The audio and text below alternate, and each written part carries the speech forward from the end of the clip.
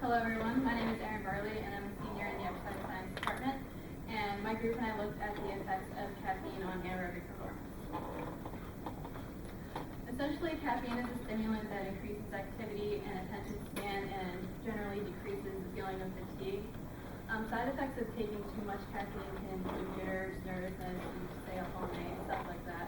And that depends on how used you are to taking caffeine, as well as the dose of caffeine that you have taken. In general, you can consume up to 400 milligrams of caffeine per day without any known health risks. There are many methods by which caffeine is proposed to have an ergogenic aid to exercise. The first mechanism is that it increases the release of epinephrine in the body, and this is generally the most accepted mechanism of improvement. Essentially, this enhances free fatty acid oxidation, which spares glucose usage, and this is generally the main method by which it is an aerobic aid to exercise. In addition, it increases calcium mobilization from the sarcoplasmic reticulum in the muscle, which would ideally enhance the strength of the muscle contraction, but the dosage in order to do this would be toxic to the body. Also, it increases sodium potassium ATPase activity, which would decrease extracellular potassium levels, which is known to attenuate fatigue. Caffeine is also very similar in structure to adenosine, which means that it competes with adenosine for receptor sites.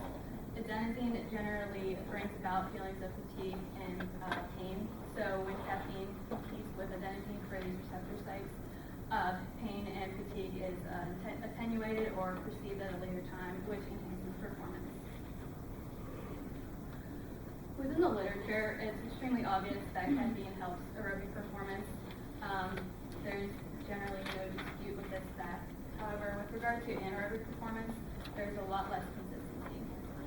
In a study by Crow and co-workers, they found that caffeine did not improve or was even possibly detrimental at repeated maximal cycling bouts such as the Wingate.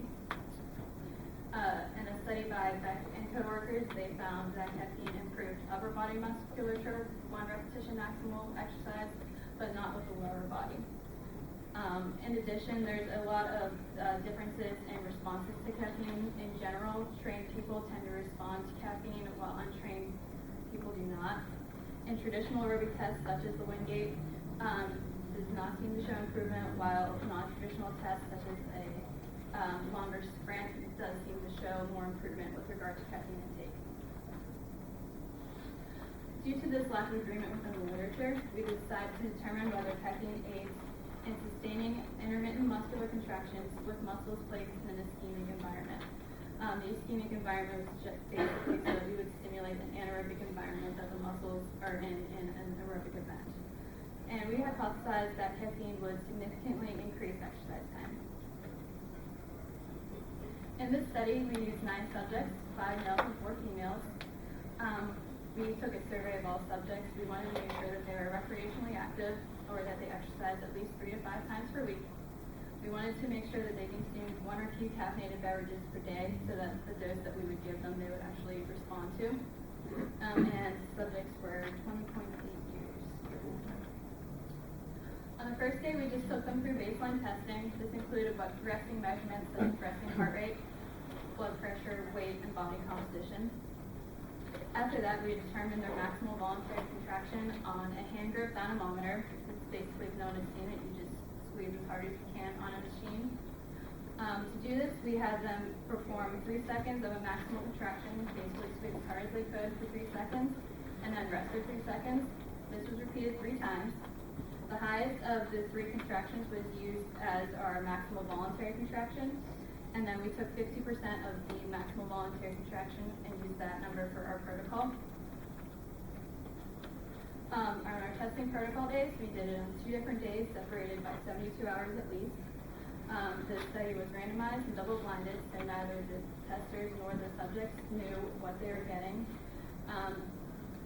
Subjects had either a placebo gum or 6 milligrams per kilogram of body weight of caffeinated Stay Alert gum. This was given to each subject 1 hour prior to testing. At the beginning of the test, an alarm was The dominant bicep was placed into a ischemic condition. Essentially, we took a blood pressure cuff, we wrapped it around their bicep and turned it up to 200 millimeters of mercury. And this created a low or no oxygen environment within that bicep. The subject then engaged in intermittent voluntary contractions at 50% of the determined maximum voluntary contraction. They did this for 5 seconds on with 5 seconds of rest, and they did this as long as possible, as long as they could maintain 50% of the MPC, and this was noted as the performance time. In addition, we also took some physiological measurements. We took heart rate 1 hour after the consumption of the gum, immediately after the exercise, and 2 minutes post-exercise. We also took blood pressure 1 hour after the consumption of gum or right before the exercise. In general, we found that there was an increase in the exercise time after consumption of caffeine, but these results were not significant. 66% of the subjects, or 6 out of the 9, increased their exercise performance time. Placebo heart rate was higher than caffeine heart rate, but one thing to take note of when I discuss heart rate is the differences were very minimal, a few beats per minute. And resting heart rate was increased from baseline on both days. We assume this was due to possible nervousness to taking the test.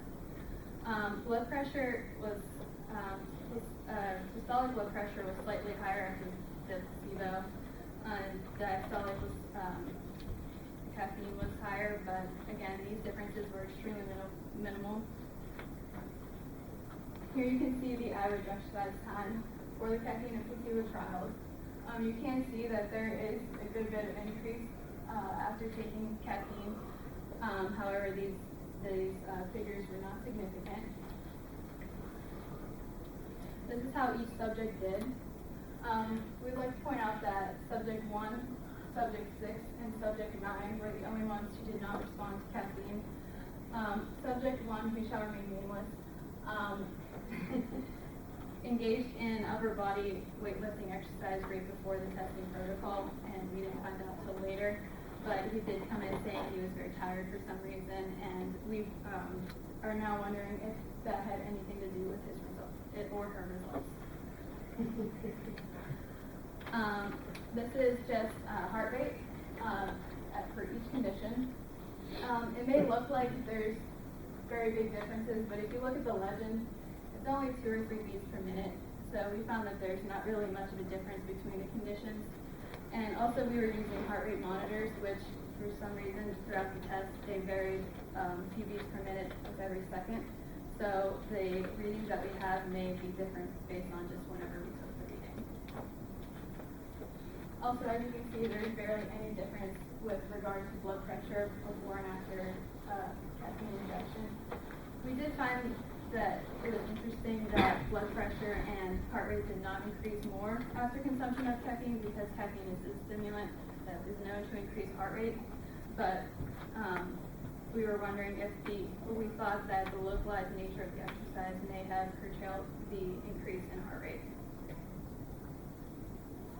Overall, we found that our upper body exercise actually went against the study by Beck and coworkers. Beck and coworkers, as you may recall, found that there was an increase in exercise after consumption of caffeine, whereas we found that there was no increase of exercise time. The nature of the exercise was essentially they contracted for 5 seconds and then they released for 5 seconds. This may have or may not have played into the results because the different types of tests show different results. In addition, subject history, there was a lot of variation with subject history despite the fact that they all exercised 3 to 5 times per week. Some subjects were very aerobic subjects, while others mainly only lifted weights. This may have played into how well they did on the test. Also, an important thing to note when talking about significance and athletic performance, while a few seconds of exercise, increased exercise time in an exercise science study may not indicate significance, it may indicate a huge difference in how someone does in a race. For instance, in a 200-meter race, a few seconds can mean the difference between first and last place. So that is also something important to take note of. In conclusion, caffeine did not increase exercise time. In the future, we think it would be useful to determine what percentage of the general population responds to caffeine, because it is known that there are people that do not respond to caffeine. We think it would be interesting to repeat the protocol with the lower extremities to see if there are differences between upper and lower body musculature.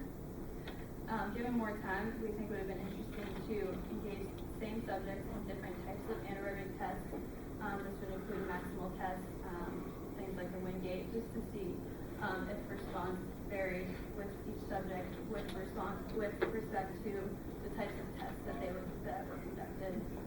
And also we think that because trained athletes tend to respond more to caffeine, using trained collegiate athletes would have been a good option as well.